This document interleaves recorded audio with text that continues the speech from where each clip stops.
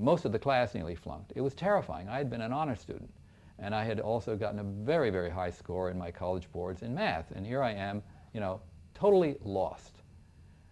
That killed the mechanical engineer idea.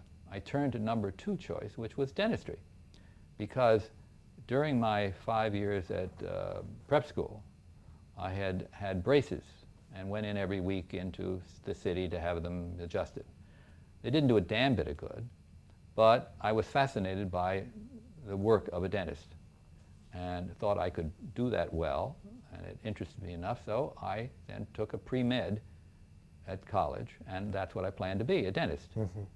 But what changed things was that I found a book during my freshman year at the Yale co-op on sale, 50% off. And it was called Paint, Powder, and Makeup, and it was about stage makeup. An absolutely lousy book. I didn't know that. I thought it was fun. It looked interesting. And so I bought it, and I learned a little bit about stage makeup and what the materials were, and I got some. And the next year, I decided to try it out, and I had been inspired by seeing 2 movies that I still think are wonderful. The black and white version of The Hunchback of Notre Dame with Charles Laughton as the Hunchback, which came out in 1939, is still to me one of the great all-time makeups. The second was Spencer Tracy's Dr. Jekyll and Mr. Hyde, which is minimal makeup, but still was, you know, very fascinating. That was in 40. So the first makeup I ever attempted to do on myself was The Hunchback of Notre Dame. What was so great about that makeup? Well, it's a wonderful asymmetrical makeup. Mm-hmm. The way it was done was quite simple and straightforward, having had the concept of moving the, his right eye lower on his cheek. There's actually medical authority for that.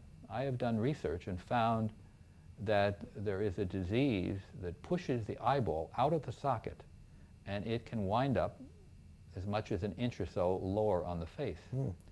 In any case, wherever they got the idea, they executed it very, very well. And they gave the face a wonderful twist. And on Laughton's very full, chubby face, it's a very believable makeup. This is a term I always like to use in terms of, do you look at it and say, yes, that I believe that's a human being, that's a real human being. It comes across logically and organically.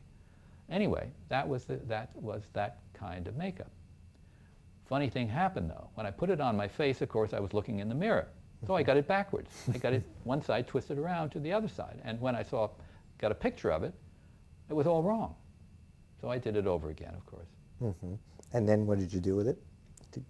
Well, not much, except, well, yes, I did. I created a costume and a hump and the whole thing. And I took pictures of myself, rigging up a string to my camera to release the shutter. Mm-hmm. And I went around and to show, knock on the door of classmates, even people I didn't know in the dormitory or the living quarters. And usually they would be scared, and then they would say, well, let's go down the hall and scare Joe, or John, or whoever else lived in the place. And so I would often have a half a dozen or so classmates slowly tiptoeing behind me as I approached some other victim. Mm-hmm.